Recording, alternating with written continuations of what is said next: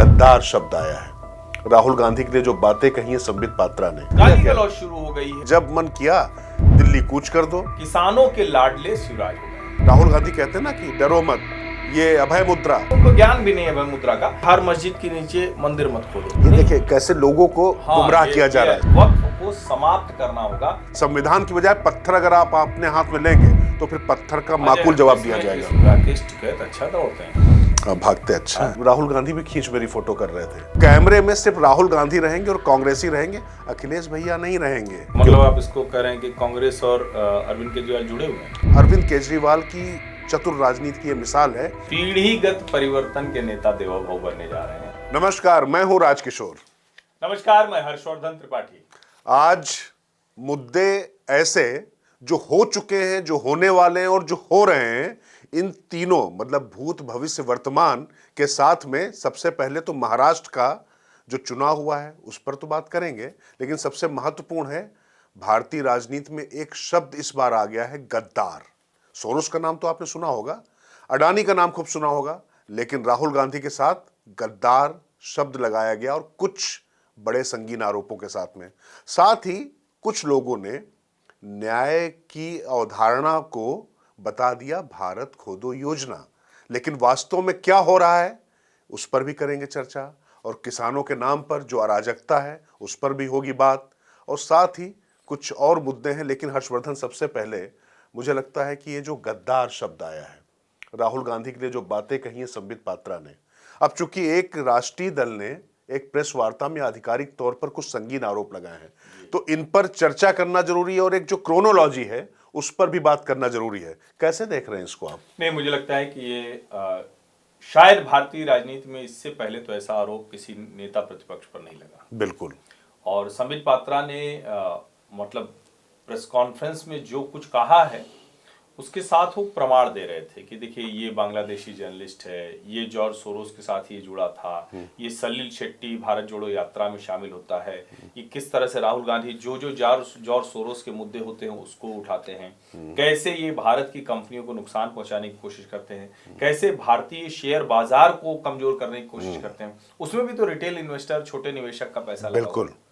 अब वैसे तो बहुत ढेर सारे आरोप प्रत्यारोप चल रहे थे, लेकिन जिस तरह से मोदी अडानी को जोड़ के वो एआई के जरिए मोदानी बना दे रहे थे, अब जॉर्ज सोरोस और राहुल को जोड़कर भी एक चित्र बनाया गया है। दरअसल मुझे लगता है कि मोदी और जो अडानी का जो आरोप है उससे कुछ लोग सहमत हो सकते हैं, असहमत हो सकते हैं, लेकिन एक बड़ा सवाल है कि खास तौर से एक उद्योगपति जो चाइनीज कंपनियों को लगातार मात दे रहा हो और जब उसका नुकसान हो रहा हो तो उसकी जगह चाइनीज कंपनियों को ही फायदा मिल रहा हो, ऐसी स्थिति में जॉर्ज सोरोस के साथ में राहुल की तस्वीर लगाना, मैं तथ्यों पर बात नहीं कर रहा हूं, जो सामने तस्वीर आई है, पर्सपेक्टिव है, उस पर बात कर रहा हूं। ज्यादा घातक क्या है? नेता प्रतिपक्ष के तौर पे जो बात हर्षवर्धन कह रहे हैं उसको समझिए।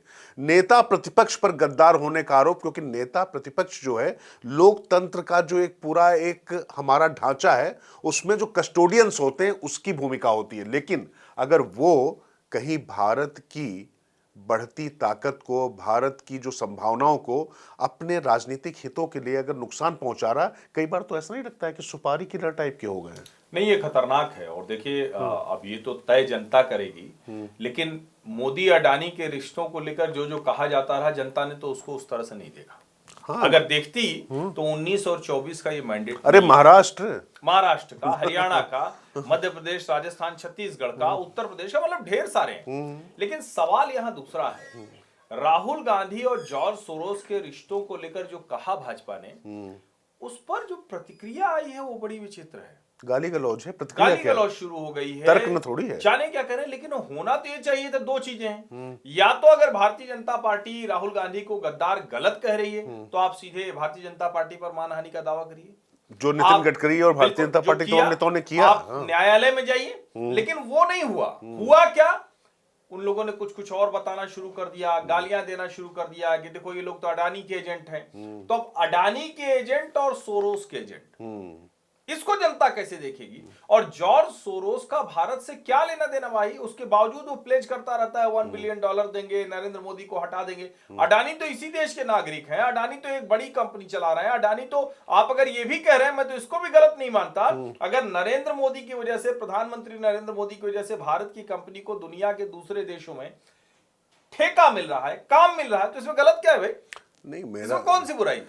एक बात और हर्षवर्धन, ये जो पूरे देश में जब भी कुछ बेहतर अर्थव्यवस्था होने लगती है, अचानक तमाम आंदोलन खड़े हो जाते हैं। मैं जो किसानों से जुड़ा हुआ मुद्दा है या जो तमाम चीज़ें हैं, भाई आप भी किसान परिवार से आते हैं, मैं भी किसान परिवार से आता हूँ। ये जो तमाम बिल पर तो मैं अभी चर्चा ही नहीं कर रहा हूँ, लेकिन ये क्या लगा रखा है कि जब मन किया दिल्ली कूच कर दो, जब मन किया तब सिर उठा दिया। अच्छा ये बताइए, ये अच्छा कि आपने कह दिया, चलिए मैं वो पंजाब वाले किसानों के आंदोलन पे बाद में आऊंगा। अभी ये नोएडा, ग्रेटर नोएडा से कुछ किसान चढ़ गए थे, बिल्कुल 6 घंटे नोएडा ग्रेटर नोएडा एक्सप्रेसवे जाम रहा। अगर ये नोएडा ग्रेटर नोएडा एक्सप्रेसवे नहीं बना होता और देश से, उत्तर प्रदेश से, हर राज्य से आकर लोग यहाँ नौकरी नहीं करते और फ्लैट नहीं खरीदते लाखों में करोड़ों में, तो इनकी जमीन की क्या कीमत होती? नहीं, इतना ही नहीं, ये जो सामान बेचने जा रहे हैं, अन्न जो बेचने जा रहे हैं, इसी रोड से जा रहे हैं ना। इसी रोड से जा रहे हैं। नहीं, मैं तो ये कह रहा हूं, कई बार वो कहते हैं कि हमारी जमीन बिक गई, हमारे बाप दादाओं की जमीन पर लोग बैठे। अरे भाई, वो हमने पैसा दे के लिया है, हमने, मतलब जो भी यहाँ फ्लैट लेके, कोठी लेके रह रहा है, और आपको उसका मुआवजा मिल चुका। बिल्कुल, कई कई मामलों में तो 1-1, 2-2 बार बढ़ के मिल चुका। अब ऐसे तो नहीं हो सकता ना कि आज सुबह हम उठे, घर में सब खत्म हो गया, खर्चा पानी नहीं चल रहा है, या कहे कि अच्छा दूसरे के पास पजेरो गाड़ी आ गई तो यार चलो मुआवजा मांग लेते हैं, पुराना वाला बचा हुआ है, चलो फिर मांग लेते हैं। ये खतरनाक है। और देखिए, यही प्रवृत्ति पंजाब के किसानों की भी है, चल पड़ते हैं वो। अच्छा यार, साल के जब तुम भैया मतलब 12 महीने में 7-8 महीने, 10 महीने तुम आंदोलन करते रहते हो, तो खेती कब करते हो? नहीं, एक सवाल और मैं समझना चाह रहा हूँ हर्षवर्धन, आपने एक ट्वीट किया था, आपने किया था जो उपराष्ट्रपति हैं धनखड़ साहब, कि ये सतपाल मलिक बनने की राह पर हैं, वो क्या मामला था, क्या हो गया था? थोड़ा सा बताइए दर्शकों को, ये बहुत महत्वपूर्ण है, जरा ध्यान से सुनिएगा। ये बड़ा अच्छा आपने याद दिलाया। अच्छा देखिए, जगदीप धनखड़ जी चूंकि उपराष्ट्रपति हैं, संवैधानिक पद पर हैं, तो मैं कोई भी शब्द उनके बारे में ऐसा नहीं कहूंगा, लेकिन जो मैं कहूंगा उसको आप सुनिए और समझिए। वो अति विनम्र हैं, इतने विनम्र हैं कि वो विद्रोही हो ही नहीं सकते। फिर काहे को वो विद्रोही टाइप दिखने लगे थे? ICAR का प्रोग्राम था, एग्रीकल्चर मिनिस्टर बैठा हुआ, अब आप ही के साथ आया, आपके साथ गया, तो आप बता देते ना। लेकिन वहां पर किसानों की जिस तरह से चिंता की गई, वहां पर जिस तरह से MSP पर देंगे कि नहीं, क्यों नहीं देंगे, और उस पर सदन में बाकायदा MSP पर सरकार खरीद रही है, हमारी सरकार खरीद रही, कांग्रेस की सरकार नहीं खरीद रही थी, ये बताते हुए शिवराज सिंह चौहान ने बताया कि हम ये करने जा रहे हैं। फिर उन्होंने, शिवराज सिंह चौहान जो लाडली बहनों के लाडले भाई थे, अब जगदीप धनखड़ ने उनको नई उपाधि दे दी, लाडले, किसानों के लाडले शिवराज हो गए।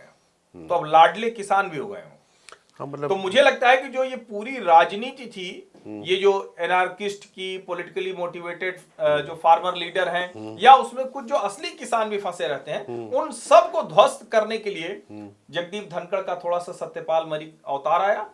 सदन में शिवराज सिंह चौहान के साथ बातचीत हुई और शिवराज सिंह चौहान ने वो सारी मांगे मान ली। और आज बड़ा, जिसको कहते हैं ना कि हम जब ये चर्चा कर रहे हैं, तो उस वक्त अखबारों में जो छपा उस पर चर्चा हो रही है कि भैया सरकार तो MSP पर दे रही है, लागत का 50% से अधिक दे रही है। तो इन किसान नेताओं की पूरी राजनीति नरेंद्र मोदी ने ध्वस्त कर दी। मतलब कुल मिला के, जैसे था ना महाराष्ट्र चुनाव के समय, हम लोग एक बात कह रहे थे कि अजीत पवार को इतना क्यों चढ़ा रहे हैं भैया, अगर घटी दरों पर अगर आप ले आएंगे तो आपको फायदा क्या होगा। लेकिन आपको थोड़ा सा शायद हो सकता है आश्चर्य हो कि हम सोरोस से एकदम से किसान पर आ गए। दरअसल ये जो किसान आंदोलन जो उस समय हुआ था पंजाब वाला, ये मैं लाया इसलिए था क्योंकि जरा इस कड़ी को समझिए।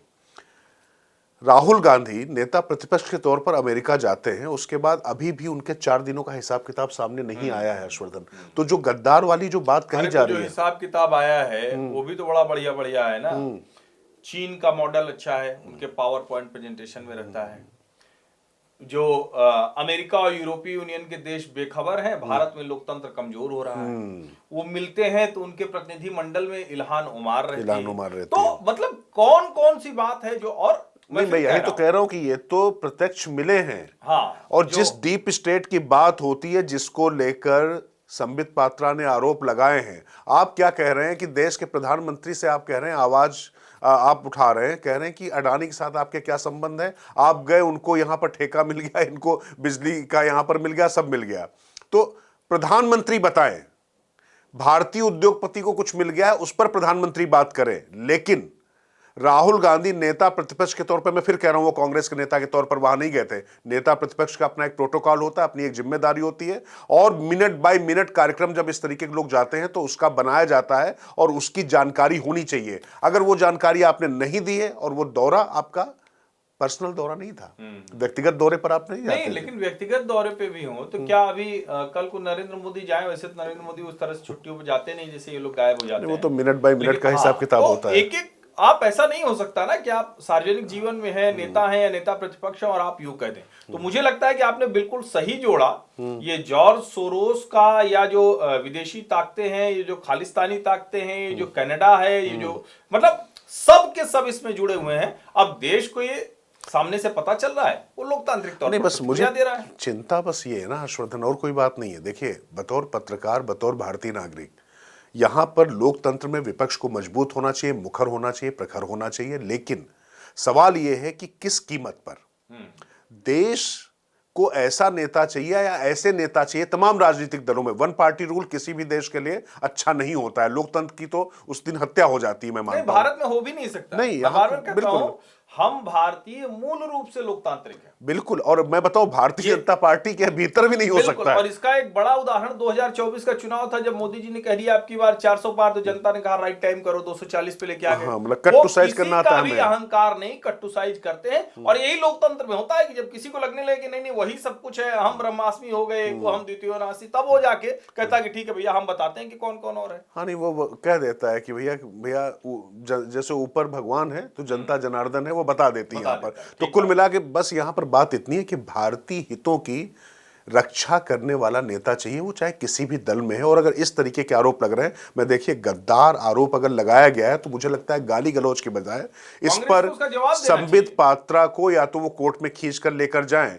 क्योंकि अगर अरविंद केजरीवाल पर आरोप लगाए थे तो उनको माफी मांगनी पड़ी, बिल्कुल, है ना। नितिन गडकरी ने उनसे माफी मंगवाई, तमाम नेताओं ने माफी मंगवाई, बहुत लोग माफी वीर है वो, तो खैर जाने दीजिए। लेकिन मैं इनकी जो बात कर रहा हूं, राहुल गांधी पर जब इस तरीके की बातें लग रही और एक डॉट्स जुड़ रहे हैं, दिक्कत ही है, जो जुड़ रहे हैं तो इस पे जवाब देना जरूरी हो जाता है। और मोदी और अडानी के संबंधों को लेकर जो आपने आरोप लगाए हैं, उस पर आप चाहे कैप लगा लें चाहे वो ले लें, प्रियंका गांधी भी वहां पर पहुंची, और ऐसा लग रहा है कि भाई बहन में जैसा कुछ कंपटीशन जैसा चल रहा है। कुछ ऐसा तो ऐसा लगता है कि अंत में भाई बहन ही बचेंगे। इनके मुख्यमंत्री भी कहेंगे भैया करो। अच्छा, मुख्यमंत्री त्रिवेदी बचेगा, है वो तेलंगाना वाले रेवंत रेड्डी जो है, बड़ा दबाव है उनके ऊपर। अरे भाई, मैं उसी से, मतलब आप सोचिए कि तेलंगाना थाईली, मतलब तेलंगाना की देवी, वो लाल वेशभूषा में जैसे लक्ष्मी माता होती है, उनके एक हाथ में बथुकम्मा वहां का प्रतीक है, पहचान है तेलंगाना की। वो फूलों का एक इस तरीके से कलश टाइप का होता है जो पूरी तरीके से पहचान बना हुआ। उनके हाथ में एक हाथ में उनके जो है भुट्टा वगैरह, मक्का वगैरह, मतलब फसल। तो मतलब कुल मिला के वो आपको धन, ऐश्वर्य, अन्य सब कुछ दे रही, जैसे अन्नपूर्णा जैसे होती उस तरीके की देवी। उनका स्वरूप बदल दिया और कांग्रेस के चुनाव चिन्ह को देवी के हाथ से जोड़कर रेवंत रेड्डी ने जो नीचता की पराकाष्ठा की है, साड़ी का रंग बदल दिया, हरा, लोग कह सकते तो हरा तो खैर चलो मान लो हरियाली से भी होता है, तमाम हरियाली तीज में भी लोग हरा पहनते हैं, लोग दूसरे तरीके से भी उसको देखेंगे। लेकिन जब आप ऐसे, राहुल गांधी कहते हैं ना कि डरो मत, ये अभय मुद्रा, तो ये अभय मुद्रा वाला हाथ कर दिया, जबकि उनके उस हाथ में बथुकम्मा है और एक हाथ में अन्न है। एक चीज राजेश्वर में यहाँ कहूंगा, ये अभय मुद्रा वाला नहीं है उनका वो हाथ का निशान है पंजा, वही कह रहा हूँ। अभय मुद्रा वो कह भले रहे, उनको तो यही नहीं पता है, वो तो उनकी भी अभय मुद्रा बना दे रहे हैं, जिनका कोई चित्र नहीं है, जिनकी कोई जानकारी, तो इसलिए अभय मुद्रा नहीं, उनको ज्ञान भी नहीं है अभय मुद्रा का, लेकिन वो हाथ का चिन्ह है। लेकिन मैं तो कह रहा हूँ कितना दबाव है रेवंत रेड्डी के ऊपर। 100 करोड़ रुपए अडानी फाउंडेशन ने प्लेज किया, उसको कहा कि अब हम नहीं लेंगे, और जो वहां के हित के लिए, बच्चों के हित के लिए था, स्किल यूनिवर्सिटी का। और दूसरा, आप जब राज्य में ये जो आप कह रहे हैं ना, बड़ा अच्छा आपने बताया, जो वहां की संस्कृति है, जो जिसको हम बार बार कहते हैं कि भाई हमारी जो संस्कृति है, हमारा जो कल्चर है, उसको लेकर ही परेशान रहते हैं। और दूसरी तरफ वो कहेंगे कि नहीं नहीं क्या कह रहे हैं कि हर मस्जिद के नीचे मंदिर मत खोदो। अच्छा, खुदाई हो कहाँ रही वैसे? ये देखिए कैसे लोगों को हाँ, गुमराह ये किया जा रहा है। अच्छा सवाल आपने ये कहा, बिल्कुल। देखिए, ये जो लोग हैं इनके मतलब इनके लिए मैं क्या कहूं, मतलब घृणा से वो सराबोर, वो इस तरीके से ये लोग रेंगने लग गए हैं, बजबजाने लगी है, बदबू आने लग गई इन लोगों से। उत्खनन अगर होता है, एएसआई जाती है तो क्या वो कुदाल लेकर जाती है? क्या करती है वो? एएसआई जाती है वहां पर कुछ धीरे धीरे, जिसको होता है ना कि किसी चीज की जांच करना। आपने कह दिया भारत खोदो। अच्छा एक बात बताइए, भारत खोदो की जब बात आपको आज बड़ी तकलीफ हो रही है, लेकिन संभल की अगर मैं आपसे बात करूं, संभल तो जान दीजिए अभी लेटेस्ट मामला जो है आ गया है यूपी कॉलेज बनारस का। अच्छा, यूपी कॉलेज के लड़के बड़े बदमाश होते हैं, फिर कुछ हो जाएगा तो कहेंगे आप फिर यहीं नहीं नहीं, चर्चा बदमाश करेंगे। होते हैं क्या? आप सोचिए नहीं, कि उनको गुस्सा आएगा भाई। तो है वो वहां पर बैठ कर पटांग बैठे। आप करिएगा तो यूपी कॉलेज के लड़के छोड़ देंगे क्या? हम मतलब और अगर फिर आप कहेंगे कानून व्यवस्था की स्थिति हो गई। अब आप सोचिए कि यूपी कॉलेज मतलब उदय प्रताप कॉलेज, और योगी आदित्यनाथ वहां पर जाते हैं, हर्षवर्धन, और वो कहते हैं कि यहां से एक खाली मतलब जो है पेपर पे भी अगर यहां पर मान्यता के लिए कहेंगे यूनिवर्सिटी की तो हम दे देंगे। आपको बता दें यूपी कॉलेज जो है स्वायत्त है अपने आप में, उसको विश्वविद्यालय का दर्जा देने के लिए मुख्यमंत्री वहां पर इतना कहकर आते हैं, अचानक दूसरे दिन वहां पर जुमे की नमाज में जहां पर 20-22 लोग जाते थे, एकदम से 500-600 लोग चले आते हैं। और एक वो लेटर वायरल होने लगता है जो अच्छा, 2018 नमाज में जाके करते कहाँ है? वो तो कॉलेज है। कॉलेज, वहां पे एक मस्जिद बनी हुई है, बहुत छोटी सी मस्जिद, टीला था। कॉलेज में मस्जिद कैसे? बता रहा हूं, वो टीला जो है उन्होंने कहा कि ये जो है छोटे नवाब टोक हजरत की मस्जिद है, और वो छोटी सी जो है बनी हुई है मस्जिद, वहां पर मजार बनी हुई है, और उस पर जो है वो जाके पढ़ते हैं। और इसके बारे में भी बात आती है कि 1976 तक तो यहां पर कुछ था, 1989 तक कुछ था ही नहीं, एक टीला होता था, और सभी धर्मों के लोग जाके वहां पर दिया जलाते थे। फिर धीरे धीरे क्या हुआ कि वहां पर कोरोना काल में जाते जाते ये बहुत ज्यादा बड़ा बन गया। अच्छा, मैं आप लोग जो कह रहे हैं ना भारत खोदो भारत खोदो, आप ये समझिए कि कैसे वक्फ पूरे यूपी कॉलेज की जो जमीन है उस पर दावा ठोक देता है, और वो 2018 में वो लेटर वायरल होने लगता है योगी के कहने के बाद। चुनौती योगी को। और देखिए एक चीज और बताऊं मैं आपको, ये जो बना था कॉलेज, ये एक तरीके से जो एक होता है कि पूरा जो क्लास था उसके तहत जब ये कॉलेज बना, जब पूरी चीजें रखी गई तो सब चीजें खत्म हो गई, लेकिन लेटर फिर भी वायरल हो जाता है, और ये संभल के बाद होता है। तो आप हिम्मत देखिए, हिमाकत देखिए योगी को चैलेंज करने कि आप विश्वविद्यालय बनाएंगे तो हम पूरे कॉलेज को नहीं बने देंगे। अच्छा, वो तो पढ़ाई लिखाई की बात थी, वहां तो मंदिर की बात नहीं थी। नहीं, लेकिन इसमें ये भी समझना है, यूपी कॉलेज में वो मजार बन जाती है, वक्फ दावा ठोक देता है। संभल की जो मस्जिद है, जिस संभल की मस्जिद की बात की जा रही है, वो एएसआई प्रोटेक्टेड मॉन्यूमेंट था, तो उसमें फिर एएसआई के अधिकारियों को कब और किसने भगाया? और जब सिर्फ सर्वे होना है, सर्वे में कोई खुदाई नहीं थी, तो फिर किन लोगों ने पत्थरबाजी कराई? किसने 5 बच्चों की जान ले ली? और वो बच्चे अगर वो पत्थरबाजी करने गए थे तो वो आरोपी हो सकते हैं, अपराधी हो सकते हैं, लेकिन फिर भी जान नहीं जा सकती। किसने गोली मार दी उनको? और वहां तो पाकिस्तान की फैक्ट्री में मिले वो खोखे मिले, खोखे वगैरह मिले हैं। तो ये खतरनाक है। और मैं फिर कह रहा हूं कि वक्फ को तो या तो संशोधित होकर सही रूप में आना होगा, और मूल बात यह है वक्फ को समाप्त करना होगा। किसी भी लोकतांत्रिक देश में एक्स्ट्रा कॉन्स्टिट्यूशनल बॉडी का कोई मतलब नहीं। यहाँ पर एक बात और है हर्षवर्धन, ये लोग जो बड़ा इसका विरोध कर रहे हैं वो क्या कहते हैं, 1991 वर्शिप एक्ट की बात करते हैं। अरे भैया, जो एएसआई के तहत संरक्षित है तो एएसआई को पहले तय करने दो ना क्या है। बिल्कुल। अगर आप न्याय की बात कर रहे हैं, लेकिन न्याय भी आपकी सहूलियत के हिसाब से हो, जिस आंख से आप देखना चाहते हैं, जैसे देखना चाहते हैं वैसे हो, ऐसे नहीं होता है। अच्छा, मैं तो ये भी कह रहा हूं ना कि एक तो एक देश को पता क्यों नहीं हो कि कौन कौन से मंदिर तोड़ के मस्जिद बने, इससे कौन सा सांप्रदायिक। अच्छा, वहां पर आप देखिए ना, हरिहर मंदिर जिसकी बात हो रही, वहां से हिंदुओं की आस्थाएं जुड़ी हुई हैं कि कल की यहां पर अवतार लेंगे। अब आपने तो अपने जहां पर वक्फ आपका दावा है ठोक दिया। अब उसके बाद भी फिर जो आप कह रहे हैं ना, कानूनन अगर आप बात करें, मैं सिर्फ कानून की बात कर रहा हूं, संविधान की, एएसआई को वहां पर जाके सर्वेक्षण की अनुमति दी है कोर्ट ने, तो कोर्ट के आदेश की अनुपालना अगर की जा रही है तो उस पर आप हो हल्ला करने वाले होते कौन हैं?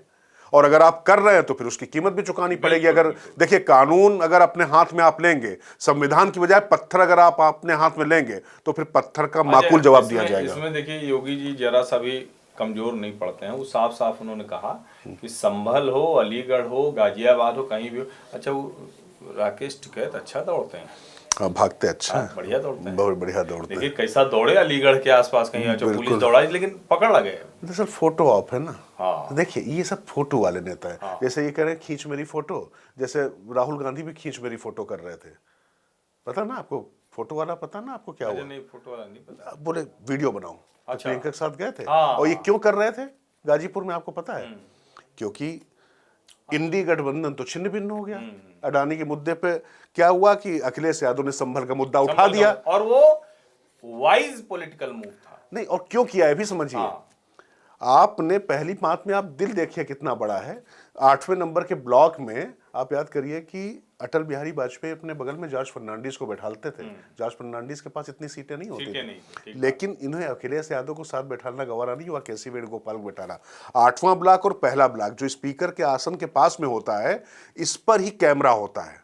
तो कैमरे में सिर्फ राहुल गांधी रहेंगे और कांग्रेसी रहेंगे, अखिलेश भैया नहीं रहेंगे। अच्छा, उनको 6वें ब्लॉक में बिठाल दिया। तो पहली लाइन में ही। हाँ, पहली लाइन में तो है, लेकिन वो 6वां और अच्छा 7वें में भी नहीं, 6वें ब्लॉक में। ये नेता विपक्ष होता है करना कर सकते थे ना कि राहुल गांधी कम से कम वहां पर अखिलेश यादव को अपने बगल बिठाते, और ये तो अच्छा लगता ना भाई, और कोई है भी नहीं वहां, शरद पवार तो है नहीं, वहां लालू यादव तो है नहीं। ऐसी बात करते हैं हर्षवर्धन भैया, ज्योतिरादित्य सिंधिया, नहीं, सचिन पायलट, सुनिए, इन सब लोग को जो है माता जी ने उनकी सिर्फ इसलिए खत्म कर दिया, पार्टी में नहीं बढ़ने दिया कि हमारा लाल जो है कहीं पीला ना हो जाए।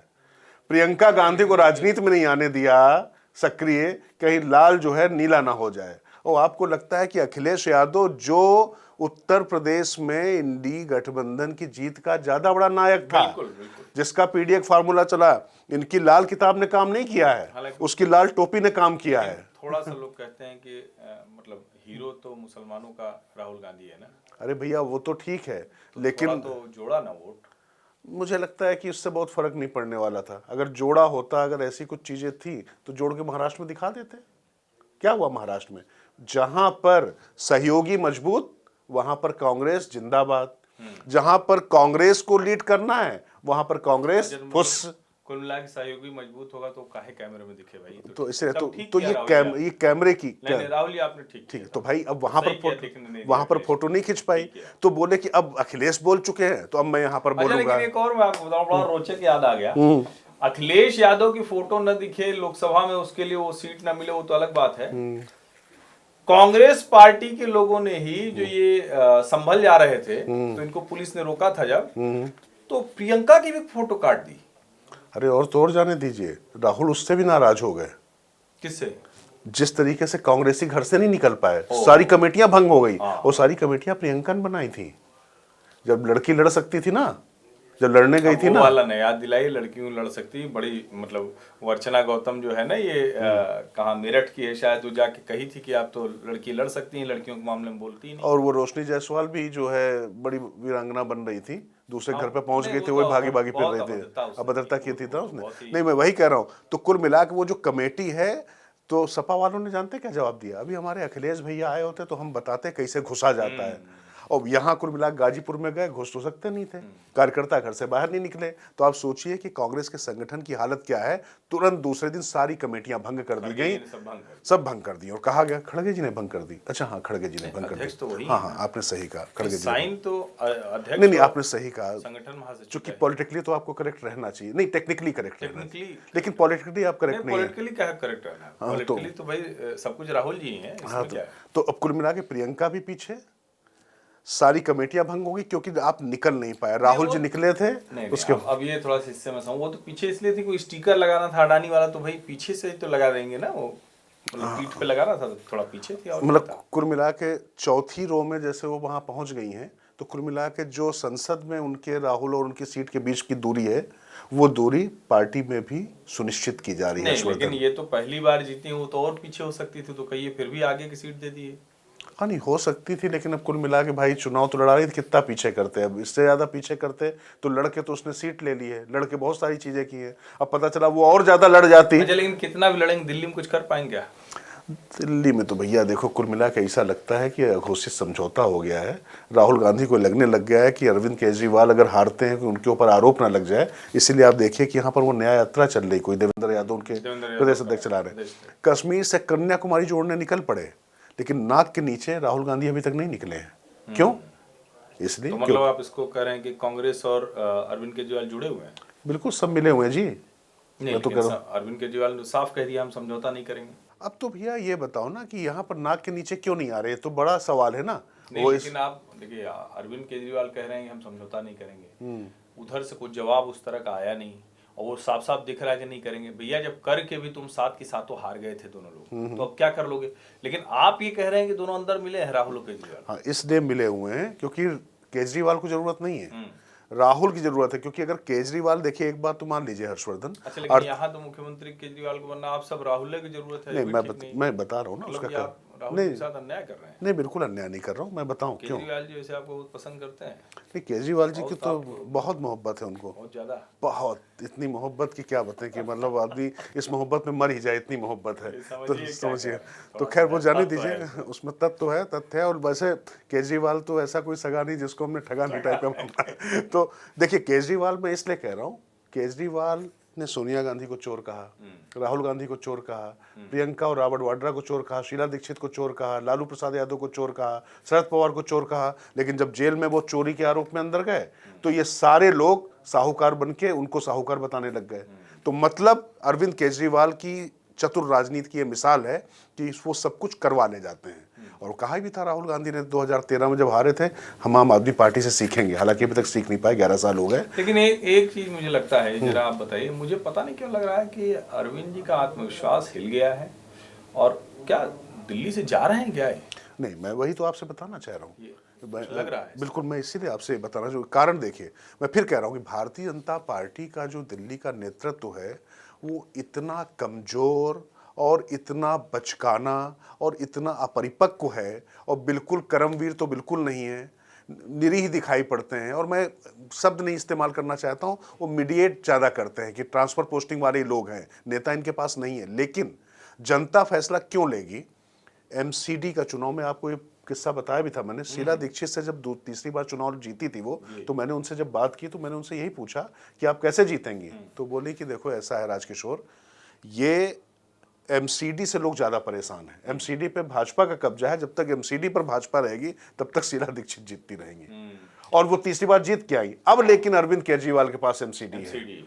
नहीं, और इतना ही नहीं, देखिए वो आत्मविश्वास हिला, मैं इसलिए कह रहा हूँ कि 62 और 67 जीतने वाली जो पार्टी थी, वो अब पूरी तरह से एकदम, जिसको कहें कि मतलब बता ही नहीं पा रही कि हम जीत पाएंगे नहीं, और आरोप लगा रही कि वोटर मतदाता हटा दिए, वोटर लिस्ट से नाम हट गए।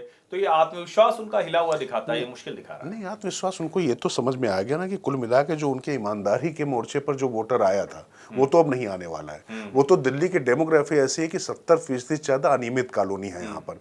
वहां पर जो लाभार्थी वर्ग एक बना हुआ है आम आदमी पार्टी का, जो अपने वॉलेंटियर बना है, और जिस तरीके की फ्री बीज जिसकी हम बात करते हैं, वो सारी चीजें, तो वही सब चीजें उनके पक्ष में जाती दिखाई पड़ रही है। बाकी जो एक नई राजनीति के लिए लोग आए थे, जो एक नए विकल्प के लिए लोग आए थे, वो तो पूरी तरीके से हट चुके हैं, कट चुके हैं। मैं फिर कह रहा हूं, भारतीय जनता पार्टी अगर बहुत समझदारी के साथ लड़ ले चुनाव, थोड़ा सा कुछ भी दिमाग लगा ले, मेहनत कर ले, और यहाँ के जो अकर्मण्य नेता हैं उनको किनारे रख के कुछ ढंग का फैसला ले ले, तो आप मानकर चलिए कि आम आदमी पार्टी का अवसान तय है।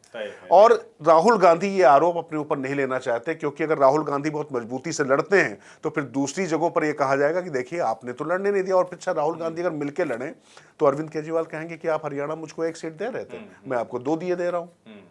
तो कुल मिला के औकात तो आपकी इतनी है ना, यहाँ पर जब 0-0 सीटें 2 बार से ला रहे थे। तो इससे अच्छा ये है कि अघोषित समझौता, चुपचाप घर में बैठे रहो, हम नहीं निकल रहे हैं। अच्छा, निकल के भी अगर सीटें नहीं ले पाए तो भी बेइज्जती, और जीत गए तो उसके बाद दूसरा संकट मुश्किल तो है। लेकिन अरविंद केजरीवाल का आत्मविश्वास भले हिला दिख रहा है। इस देश में अगर किसी एक नेता का आत्मविश्वास बहुत चरम पर है तो वो महाराष्ट्र के नागपुर से राजनीति करने वाले स्वयं सेवक संघ के एक अनुभवी लेकिन अनुशासन में रहने वाले नेता देवेंद्र फडणवीस हैं।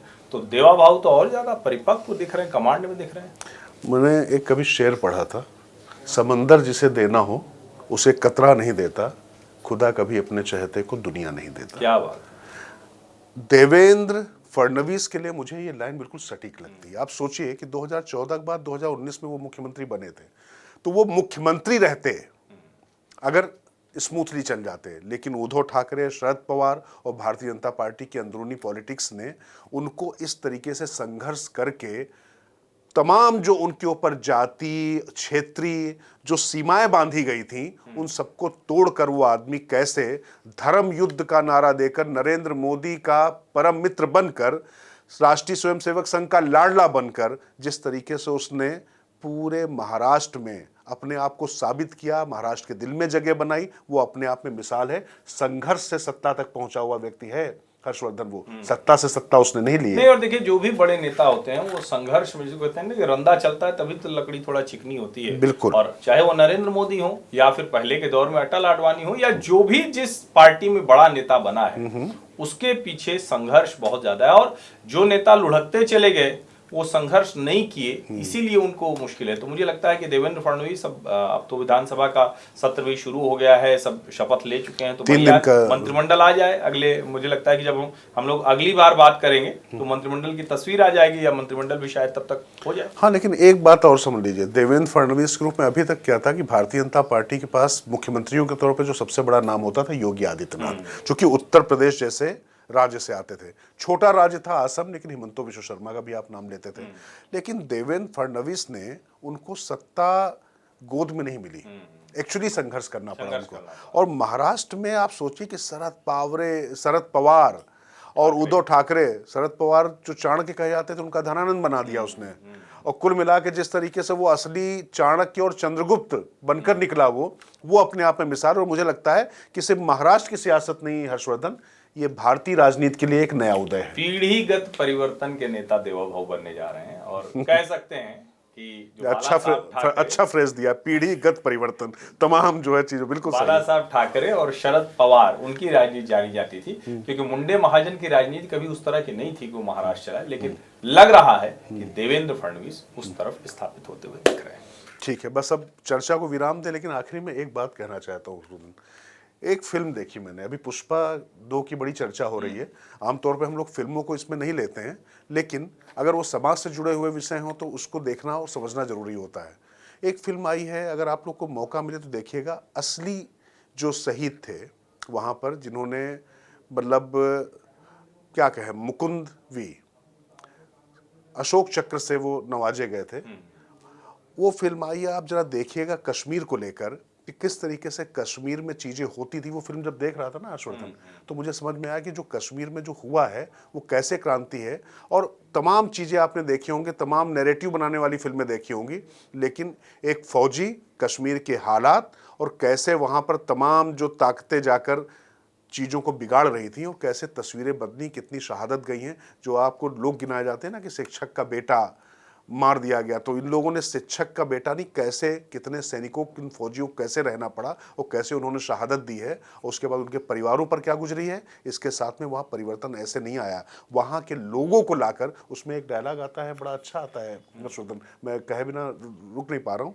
तमिलनाडु का एक लड़का, वो सिर्फ अपने साथी की गलती को इसलिए बचाता, कहता है कि हम तो तमिलनाडु से आ गए, लेकिन कश्मीर का बंदा फौजी बना है, अगर इसको गलती की सजा मिल गई तो कश्मीर के दूसरे लोग हतोत्साहित होंगे। ये होती है सहिष्णुता, ये होती है सबको साथ लेकर चलने की नेतृत्व क्षमता। और ये हमें लगता है जो भारतीयता यही है, भारतीय संस्कृति यही है। ये इस नोट पे मैं खत्म कर रहा हूं कि जगह जगह जो तमाम लोग जो खुदाई की बात कर रहे हैं ना, संस्कृति को मत खोदिए, न्याय की अवधारणा को मत खोदिए। खोदना है तो खोद कर निकाल फेंकिए अपनी नफरत और अपने जो झूठे नैरेटिव का जो आपने वृक्ष बोकर रखा हुआ है, विश्व वृक्ष, उसको निकाल कर फेंकिए। तो वैसे मैं इस फिल्म से ही इस मामले को यहाँ पर ख़त्म करता हूँ। और मुझे लगता है कि जो हर्षवर्धन जी ने एक जो बात कही कि सबसे आखिरी में उन्होंने विषय लिया महाराष्ट्र वाला, पीढ़ीगत, वो आज का शब्द है। मुझे लगता है इसको काट के बढ़ाना चाहिए। बहुत बहुत धन्यवाद। धन्यवाद, नमस्कार।